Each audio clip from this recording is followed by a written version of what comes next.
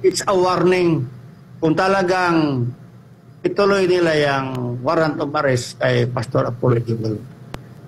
This will trigger people power. This might trigger people power. Hindi man pwede pagtakpan yan. Alam na ng buong mamamayan ng Pilipinas ano ang tama o ano ang mali. Hindi na pwede ma-deceive nila yan.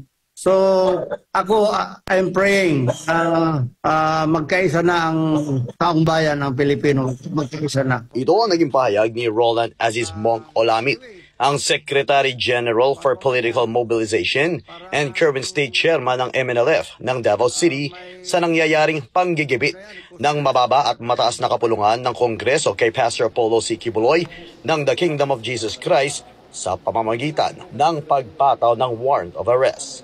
Di lubos akalain ni Aziz Monk na gagawin ng Kongreso sa butihing pastor ang kanyang maituturing na unconstitutional na warrant of arrest dahil sa imbes na in aid of legislation ay nauwi ito sa in aid of persecution.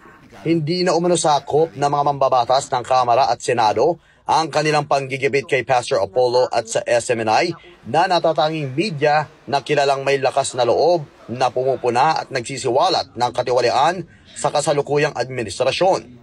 Kabilang sa mga pangunahing nilalabanan ng butihing pastor ay ang CPP, NPA, NDF sa loob ng pamahalaan. Ito ay si Arlene Brosas ng Gabriela Party List, Raul Manuel ng Kabataan Party List at Franz Castro ng ACT Teachers na miyembro sa Kamara.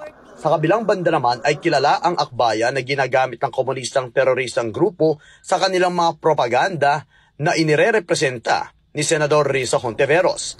Kapansin-pansin din anya na ang mga miyembro ng nabanggit na mababa at mataas na kapulungan na nagdiin para sa warrant of arrest ng butihing pastor ay may kaugnayan sa naturang teroristang grupo ng Communist Party of the Philippines na pilit na nilalabanan ni Pastor Apollo C. Kibuloy, katuwang ang National Task Force to End Local Communist Armed Conflict.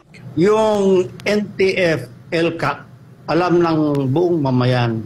The Armed Forces of the Philippines at saka sa ating mga PNP, malaking tulong ang ginawa ni Pastor Kibuloy in supporting the program ng LTF against communism, against etc.